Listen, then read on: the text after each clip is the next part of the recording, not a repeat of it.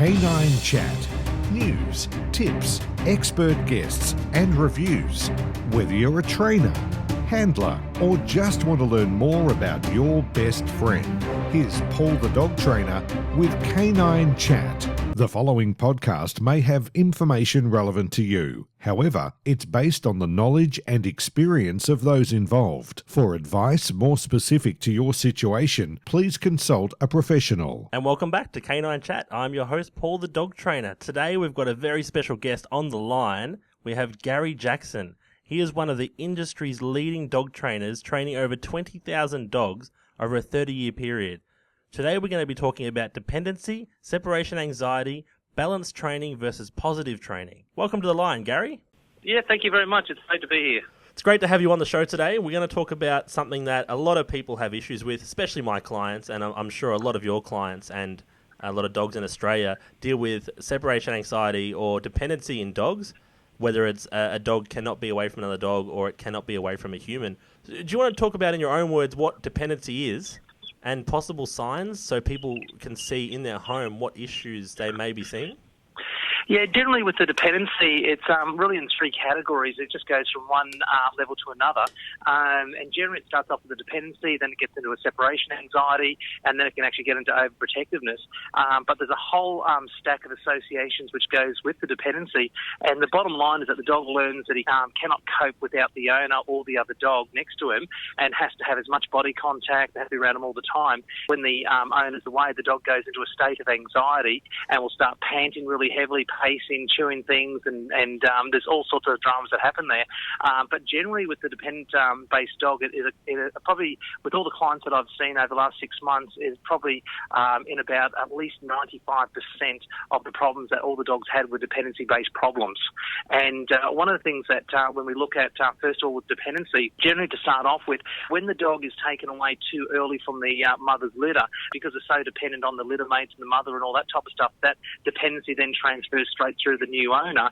And also you have problems when the dogs, when the pup's taken away from the litter too late, like at about 16 weeks of age, or they get them from a breeder, couldn't sell the pups that stays with the breeder and that for a bit longer.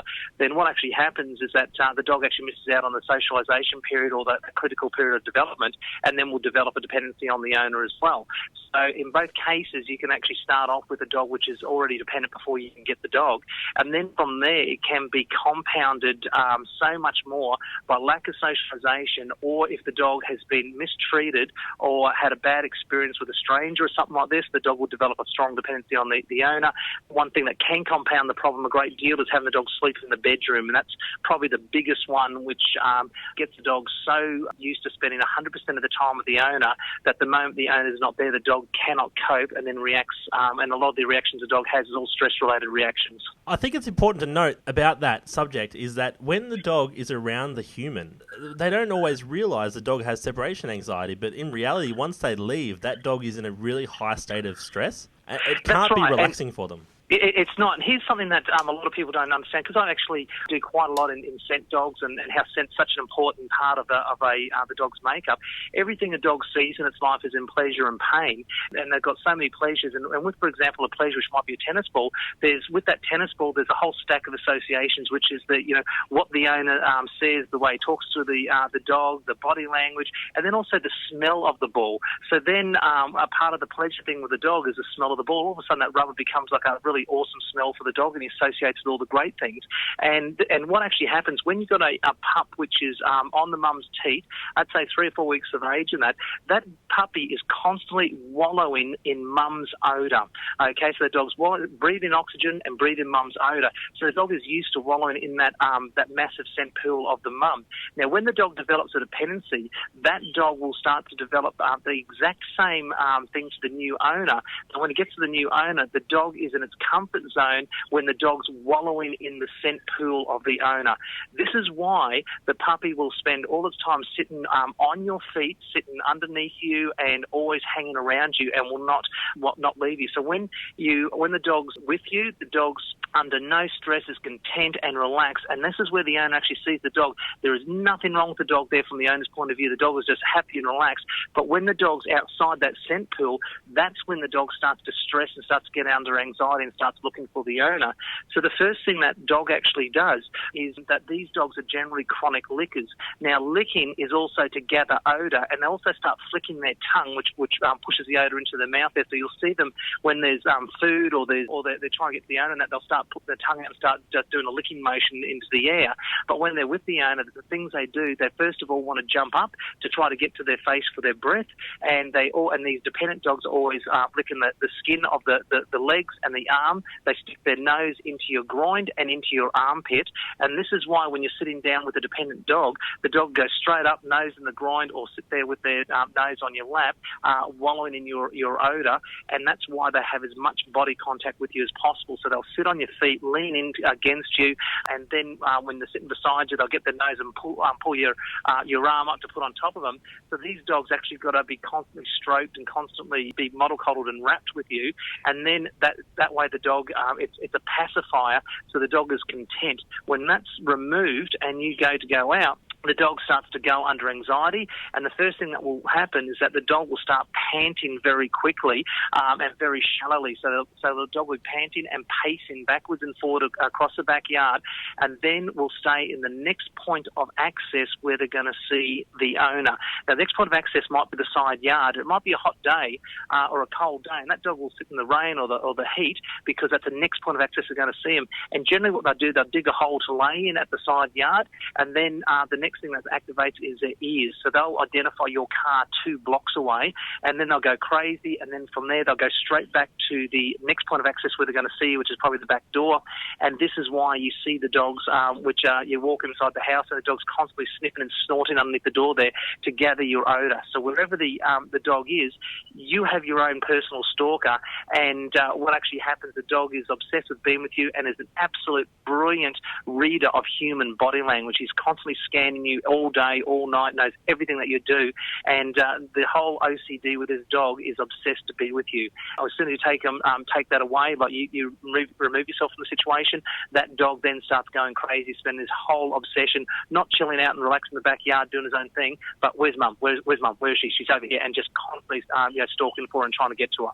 One thing you haven't touched on, which I know that this is something you talk about a lot, and a lot of the people out there will be thinking, I don't know if my dog does that. But I guarantee that a lot of people have come home and their dog has pulled their underwear or their socks off the line, or it's taken the sweaty jacket or the sweaty pair of underwear or whatever it is, torn it apart on the floor. And that's another thing. The dog is looking for their scent, and when they find that scent, they destroy it pretty much and really get involved in it.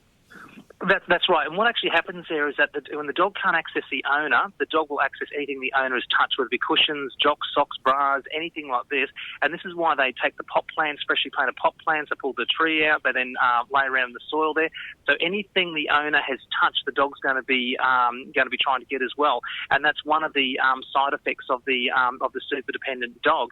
But not only do they start grabbing all that stuff, there's also other things as well. Is that odour actually rests in wet and moist areas. And there's been somewhere where owners had dogs that kept digging holes in this one part of the yard and they couldn't understand it. But just on the other side of the wall with a gap under the wall was the laundry.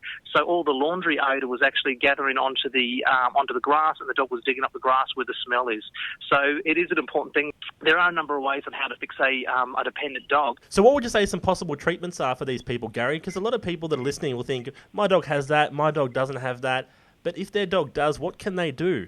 There's a number of things that you can actually do to break the dependency cycle. The first thing is that in most cases where the dog lives, the dog probably sleeps in the bedroom and is probably with the person 100% of the time when the owner is home.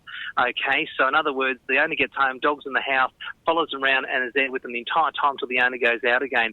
So the dog doesn't know how to deal with life on his own or how to like his own company. The dog just cannot cope. So one of the first things to do, which is a big thing, and this I know works because I've done on hundreds and hundreds of dogs, but people aren't going to want to hear this. It's one of the things that's going to be hard for the owners, is that you put the dog in a boarding kennel for about 7 to 10 days. What will happen to that dog? The dog's going to go under stress. The dog's going to start howling and whining, then start pacing. The dog will go off its food.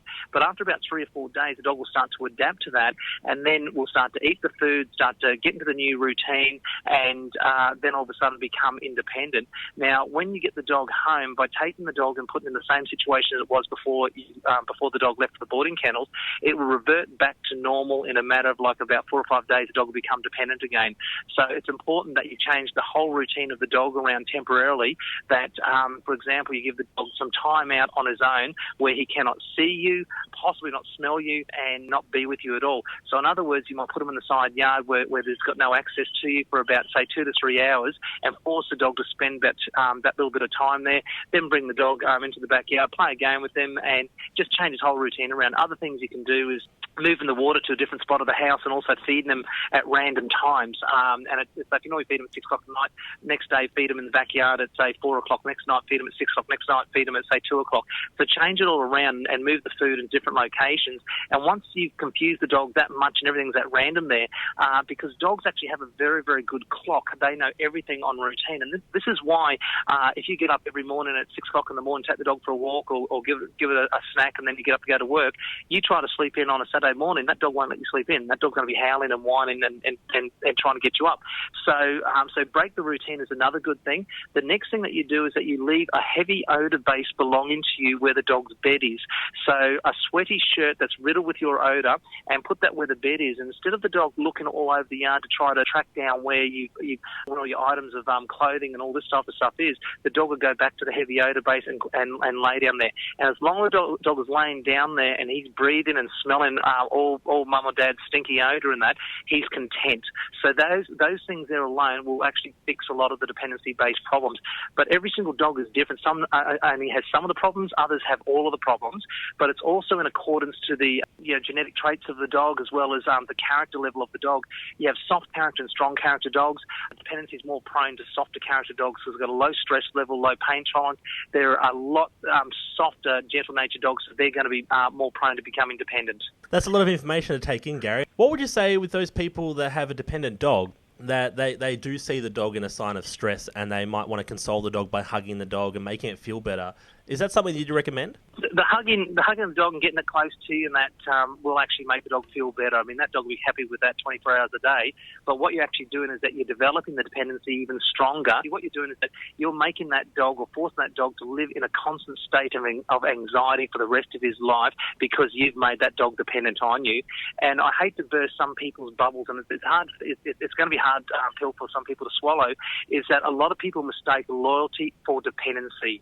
Okay, they say my dog is so loyal, is so protective, and they're so proud of the dog there. And yes, the dog is loyal to the person there, but it might be like 10% loyalty and 90% dependency.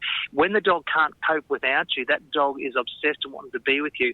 And unfortunately for some people, they just take it the wrong way. And when you go out, what happens is that there's a lot of people that actually don't go on holidays, don't go out. They've got to get people around to look after the dog, take the dog to puppy school or daycare or whatever, because the dog just stresses out when the owner goes out, and I've seen so much of that. So what my opinion is to throw the dog in the deep end, put him into a boarding kennel to break the dependency. And yes, the dog is going to go under stress, but I'd rather have the dog stress out for 10 days and break the dependency than be under stress for the rest of his life. Break the dependency, change the routine around, and then the dog can actually love his own company and be able to go out in the backyard and do other things instead of his brain just constantly just going, where's mum, where's mum, where's mum, where's mum, all day, all night, just constantly scanning your body language.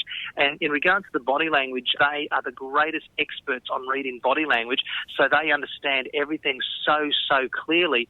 And as an example of this, when you get home, the dog just wants to say hello to mum or dad, just like, whoa, mum's here, and they want to jump up on you. Okay, now, you've probably heard this. I know you would have heard it. A lot of people would have said it or whatever. It's like, I came home the other day, the dog ripped apart the back couch, and I tell you what, he knew he'd done wrong.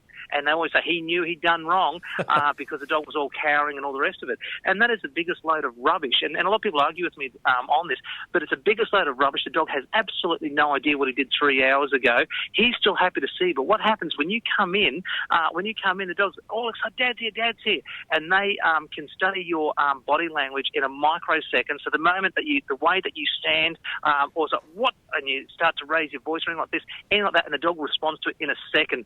So they're actually responding to your body language, which you give the dog at the time, and that's why the dogs react like that. But the dogs have no idea that they've done something wrong 3 hours before. It could be because the dog's stressed out. He smells your odour through the cushion. He starts chewing it all up. He's now then content, happy to see Dad's home. Then all of a sudden he stands a different way, and then all of a sudden the dog cowers away and is a bit unsure. I often post a status about that every few months on my dog page, and I always get a few people that message me and say it's a load of crap, that dogs do know. And some of the times what they say to me is that I came home, I didn't know the dog dug a hole, and the dog showed me that sign straight away. And what I say to those people is that it can actually be a learned behaviour. If your dog knows that you come home a lot and you're angry, then as soon as you walk through the door, that's going to trigger that dog's behaviour, because that's what sometimes you do. So it's important exactly right. And even if you don't feel angry, you may not think that you look angry. These dogs, like you say, are experts in body language. They can see, they can feel, they can do anything to do with body language. Even with my dog specifically, I can move my hands the slightest bit different. I think that I'm doing it, and they will do a different command because they're reading the tiny little intricacies of my body language that I don't even pick up on. They're incredible. That's how they can sense. I know with your line of work, and you teach things with dogs and scent work and things like that, but they've got dogs that can scent to autistic kids, dogs that can sense thunderstorms, and dogs that can do all those sort of things. If dogs can do that, they're going to be able to read the average pet owner as they walk through the door. Look, that is for sure, and as soon as people can start understanding that dogs are great experts in body language, the better. And this is where the dogs learn. They learn through a whole series of associations. Every item in their life is through a whole series of associations. And as I was saying before, is that the ball is association of all the human body language, the play, the interaction, and they're all joy factors which all associate with that ball, but also the rubber smell. And then all of a sudden, the dog goes and smells the mud flaps on the back of a boat trailer or an extension cord or something that smells like rubber, and then it goes, that's rubber like my ball, and the dog starts chewing it through a play behaviour by just chewing it because the association's always there with the ball. Now, and the easiest way to look at it is that when you train a detection dog, you have a ball crazy dog, and you associate the target odor, whatever it is, with the toy, and then all of a sudden the dog realises if he finds the target odor, he gets the toy. And a lot of people actually train in plastic and rubber detection dogs, and they don't even realise. So this is why you can have a dog which is destructive, chewing up everything made of plastic. It's because that you've just made the dog obsessed with the plastic toy all his life and not changing the different odours of the toys. So you just change them around at random by having rope ones and rubber ones and plastic ones and all different ones, so the dog doesn't get obsessed with one particular smell of a toy, like all the toys are plastic, and then that's where you have problems from there as well. I think what it comes down to is the fact that I don't believe that people give dogs enough credit. I know that... specifically, to an average pet owner, I'd say, and I use that term loosely, to anyone that has a dog, they know that if they ask the dog to sit and they give it a treat, it'll sit. So it seems like dogs are very simple creatures. And the more I learn about dogs, the more I find they're actually really complex. They're not as simple as we think. And that is for sure. People don't give them enough credit. So they think, my dog doesn't know when I'm feeling this way, or surely they don't do this, or my dog's overprotective of me. I feel like they're protecting me. They're very loyal to the family. They don't realise all the little things that the dog's probably thinking, how the dog may be reacting to certain things. That's right. And look, the other thing that I've been doing a lot of study over the last few years is on the medical alert dogs. And what happens is that everything that you eat and all the rest is all comes out through your skin as far as sweat. I mean, we can smell it when someone's had garlic and you start sweating garlic out, and you can smell it. Dogs are picking up left, right, and centre, and we're hearing so many stories. I had one individual that had a few mini strokes, and his dog just kept going up and chewing on the side of his neck and licking his neck and grovelling around around them. Had another one that had a melanoma cancer on his leg, and the dog just kept chewing it. So the dogs are picking up everything about you through odour, through your body language, everything. They're a lot smarter than what people realise, and this is things that you should really look out for. But scent is such a massive thing, massive thing with dogs and their learnability as well. Definitely, and just a few possible training things that I'll mention for people that may want to know is things like when you come home after a day at work, if you don't have to always greet your dog straight away, you don't have to open the door and let him run in straight away. When you're leaving for work, you don't always have to say goodbye. Your dog won't feel bad if you don't say goodbye to them. These things are okay to do if your dog doesn't have issues, but most of the time, the dogs that I see that have separation anxiety or dependency, a few things that are quite common. And one is sleeping in the bed. One is being around them every time they're in the home. The dog follows them to the toilet, follows them to the shower, constantly licks their skin. Things like they walk through the door, the dog jumps all over them, jumps at their face, and they see it as the dog misses them and it's excited to see them. But really, it's a state of the dog's had so much stress while they were gone that it's just trying to deal with the fact that they're back and they don't have to worry about it anymore. And that dog has for 8 hours been under anxiety. And although I had a podcast with Dr. Robert Holmes and we're talking about how anxiety is needed because without anxiety we'd die. But there's the difference between anxiety and severe anxiety and dependency, and that's what we're putting our dogs through. And I would say 90% of the clients I get have dogs that have dependency issues or separation anxiety as a result of being over-dependent and treating them I guess more like kids than like dogs. Do you want to talk about possible causes of separation anxiety that are unrelated to humans? Because I know there's some people on here that will be listening and thinking, I do all those things that you say, but my dog still reacted that way. And I want to talk about a few things that can actually cause separation anxiety or dependency that is not necessarily related to us. When a dog is unsocialised and dependent, everything is normal when they're in their own environment and nothing has changed. But as soon as that environment changes, the dog can't cope and starts to stress out because of that change. And this could be like, losing a dog or moving house, and the dog just can't cope with it. And a lot of the time this gets back down to a dog which is unsocialised or a dog that's dependent. When a dog's socialised right and is not dependent, the dog can easily adapt to any environment you put them into, and the dog will adapt very, very quickly. If they're unsocialised or dependent, that's when you have the problems. That's a great answer. But also with the rescue dogs generally come from an abused home that's been unsocialised and belted.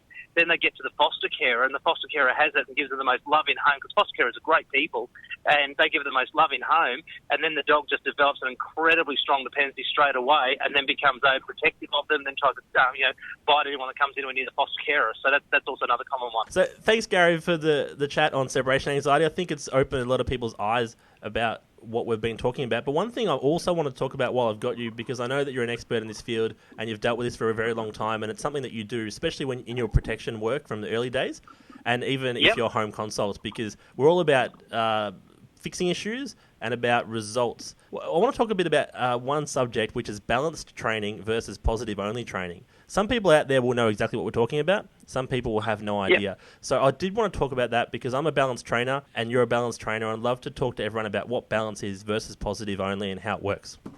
Yeah, with balanced training, it's basically been unbiased to all methods. It's not a one-size-fits-all.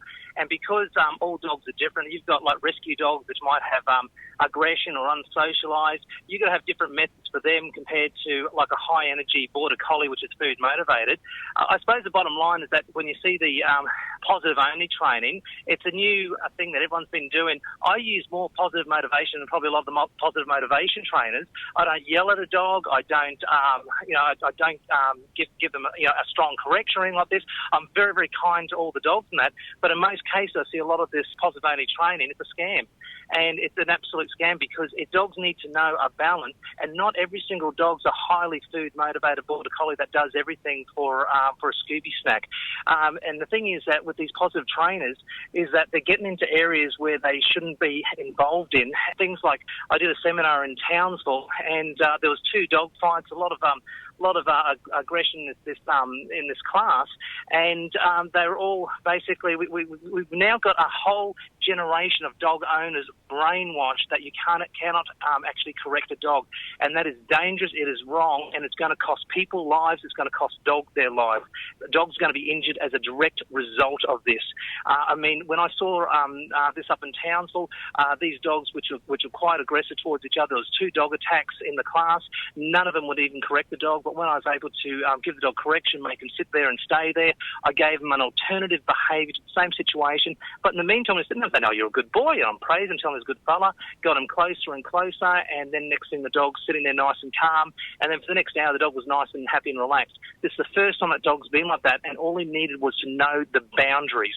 But with the positive-only training, they'll try to redirect him over to this way here, look, focus over this, have a bit of food, but the dog still wants to kill the dog next door. So in some cases, it can be very, very dangerous. There is a big push for it, and positive training works on a lot of dogs and that, but a lot of the time they need to have the boundaries. Another case where I was in Cairns, there was 2 ladies. One dog had high aggression at this dog down the street. Now, if this dog got off, this dog would have just annihilated this other dog there, and they're pulling the dog away on a collar. They're trying to redirect it. The dog actually spun round and attacked her partner and bit her on the thigh, then spun round and tried to attack the other dog. Now, to fix this problem, now they've been putting up with this for a year. Now, to fix this problem, all I did was put the dog on a check chain and a lead. I gave the dog correction, made it sit there, make it stay. When the dog went to look at the other dog, I gave the dog correction, made it stay there, and then I praised him when I was doing that. Within 10 minutes, I had the dog walking past dogs down the street, happy, goofy, and the dog was nice and relaxed. So you need to have the boundaries, and the positive-only training will work on some dogs, but the thing is that but you need to show the boundaries, because a dog is going to get distracted by food, by other dogs, by other things, and you need to show, praise a dog for doing the right thing, but also give the dog a correction to stop certain behaviours. And once they understand that, it can be quite good and quite fast. And as another footnote to this, I see people that will say, take the dog for a walk, and they'll give the dog 100 corrections on a collar, just constantly correcting the dog, saying, heel, and correct the dog, come back with a sore shoulder. To me, that is absolute dog abuse. They've given that dog 100 corrections. They've raised their voice at the dog, had the dog totally dominated by them, and I think that's cruel. You shouldn't do that. Yet you can actually teach the behaviour in a matter of maybe 3 corrections, as well as praise, as well as food, and then that whole cluster of methods you use, you can get the behaviour in a matter of a few minutes. Okay, so there are ways of doing it, and that means that you have to give your dog a correction. Okay, not every dog, but you can do that, which is also much, much more humane than giving the dog 100 corrections on a collar. Correction chains, food, all those things are just a tool. If you don't train the dog, it's not going to learn. Like you said, the correction chain lets the dog know, hey, you did something wrong, but you're still there saying, hey, you did that right. And you're allowing the dog to make a decision on their own. If your dog's only decision is, if I do this, I get a treat. If I don't do this, I don't get one. Well, I think it's a case of, if you see a piece of chocolate cake or a piece of pavlova, you know it's going to put on weight, you know it's not healthy for you, but it's going to taste good, so I'm going to do it anyway. So you've got to look at it from a dog's perspective. It's a bit more easier than that, because they start running on instincts, and if that dog feels that needs to protect itself or feels the need to protect whatever, it's going to go at it. And it's not, unfortunately, with a correction chain, you're teaching a dog a lesson, whereas a dog will not teach another dog a lesson. Something bad will come of it, and it's not about teaching lessons anymore. Yeah, one thing I want to mention, and then we'll go on, is the fact that I hear a lot from people, yes, we're not saying corrections don't work, but it does nothing for the bond. Your dog will do it. Your dog will walk past other dogs, Gary, because they're scared of you. They're scared you're going to pull on the chain. These people have obviously never seen police dog handlers and the way that they have that bond between each other. Because I know some police dog handlers, and those dogs have the strongest bond with their handler. And those dogs have gone through an amazement of techniques through the training. That's correct. And the thing is that all you're doing is teaching the dog the boundaries. Once the dog understands that boundary, and as an example, getting a dog to walk on a loose lead down the street generally takes around about 60 seconds. And it doesn't take a great deal of time, but people can actually be walking the dog down the street and doing 10 lessons to try to get the dog walking. They're still pulling, they're still constantly correcting them. But when you teach them the boundaries, generally getting a dog to heel is around about 60 seconds to walk on a loose lead down the street. Yeah, it does. And I talk about this all the time, and you say about, you see people down the street, they do 100 corrections on a collar. And I see people doing the same thing. They have a dog on a halty, and the dog's sort of walking with their head tilted to the side and it's kind of looking up and it's really uncomfortable and the halty's kind of cutting off one of the eyes. And that's more humane than a dog walking loosely down the street for the sake of, as you say, 3 corrections. And I know with training dogs that a correction for loose lead walking is nowhere near the extent of a correction for something maybe aggression or something more serious. It's almost non-existent when it's loose lead walking. It's just enough to snap them out of it to make them focus back on their handler and exactly watch where right. And this is the same with dog aggression as well. If you were to walk up and correct your dog while he's at the other side of the fence flipping out and aggressing another dog there, then you're putting that dog in an abusive situation where you can actually give stronger corrections and more of them. So you take the dog back, say 30 feet away, 40 feet away, till the dog's just starting to look at the other dog. As soon as he connects eye contact, all you're doing is giving him the balance. The moment you look at the dog, snap, quick correction, and that's like, it's okay, you're a good boy. So you give him the pleasure and pain thing from there, and that way the dog understands the exercise and will probably get in about 3 or 4 corrections. As a result, you can get closer and closer and closer, and you don't have to give the dog hard corrections or abusive corrections. And this is something which is really important. It's not the one size fits all. You can't change a wind, but you can adjust your sails to suit. Every dog is different, and every dog and all the tools that you use, whether it be an e-collar, a check chain, a leather collar, a halty, are all extremely cruel if used incorrectly, but all of them are humane used correctly. Okay, so it's not the actual piece of equipment, it's how they're used, and that's very important for people to remember. So when you look at things, look at it logically, that if you're a balanced trainer or unbiased, you'll accept everything. You'll accept everything on what can be used to train a dog correctly and not abuse a dog in any way. What were you saying about the fence fighting or the aggression there, and you're saying be 30 feet away? For people that are listening, in the dog training industry, we call that critical distance. So to find that distance, you can just walk up and down the street and you find the distance away from the stimulus that your dog starts reacting, and that's when you want to start the training. You don't start it when the dog's outside the fence and it's too late. Once the dog's at a level 10 right. or in a red zone, as some people know, once your dog's at that high level of arousal, it's nothing you do is really effective. It's not going to really work. Yep. It might calm the dog down, but it'll go back to it as soon as it can. It's best to start it early, where the corrections can be light, and you can start the training and the positive reinforcement and all that sort of stuff you do early on. That's right, and that's why you do it right at the start when the dog's just starting to get aroused, to teach the boundaries. Once I understand that you then condition the dog under more and more stress and stimuli, and because the dog understands what you try and teach them in the early stages, it becomes very easy for them to learn. Okay, and that's the same with all the training. Teach your dog to do the behaviours in a quiet area to start off with, then condition the dog to do those same behaviours under all these distractions, and then you'll get some great results with a happy attitude. And it's important to note that we're talking specifically at the moment about pack-related behaviour, not teaching your dog to sit or lay down. The corrections for that is much, much different. So pack behaviour that is unacceptable is when you can correct a dog prior to the dog knowing what you expect of them, and you have to show them what you expect because they don't know. When it comes to a dog with obedience, like such sitting or laying down or stay, it's first important to train the dog to do that, and the correction only comes in once the dog has learned the behaviour and they understand what is expected of them in the training phase, and then you introduce the correction as a consequence if the dog disobeys, does not do what you want it to do, and you use reinforcement to reward the dog when it does do what you want it to do. And that is the only way that you will get a reliable dog. You'll hear people say, I haven't corrected my dog and it's reliable. Well, it may be reliable in some situations, but put it around other dogs or other things that it may not have been around and it will not be reliable. If you want to have a reliable dog in all situations, then you have to have a balanced approach to training.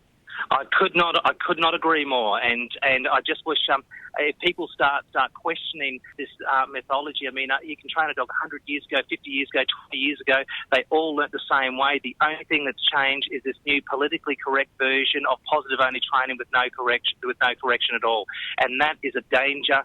Everyone, you want dogs to have a happy attitude, but saying to people that you should never ever correct a dog for any behaviour is dangerous, and problems are going to develop. Animal aggression, distractions, and all these things are going to develop, and as a result, dogs are going to get injured. There's going to be a lot of problems that happen from it. So we need to make this brainwashed generation understand the facts. Would you say they use balanced training to teach protection dogs? Yes. And police dogs and guide dogs? Yes. Yes. So arguably you'd say that these dogs would be the well-behaved dogs in our society, the ones that the owners have most control over these dogs. And we're talking about protection is not something that I'm an expert in, and nowhere near to the extent that you are. But I do know that protection dogs, you're basically having a handler control the dog's instincts and the way the dog reacts to certain stimulus. Now, if you can control that with balanced training, you can control anything. That's exactly right. And look, a good example which I heard was that where people always bring up the thing about the dolphin trainers and how that they're all positive only. But you've got to also remember is that the dolphins are very, very social creatures. They've been taken, they're a social animal, they've been taken out of the wild, stuck into a isolation tank, and then bribed with food is what they survive on. Then they're told, then they're given the positive training from there. So all those negatives were put in and all those distractions were given to them so that way they can use only positive only methods. So you have to look at it from both sides of the fence. Thanks for joining me, Gary. Yep, my pleasure. My pleasure. That's great. Good. It's good to be on there. Great. Well, there we have it. That was episode 5 of Canine Chat. This discussion was full on and full of information. You may not take it all in right now, but observe your dogs over the next week and see if you can spot signs of anxiety. Don't forget to tune in next week for episode 6.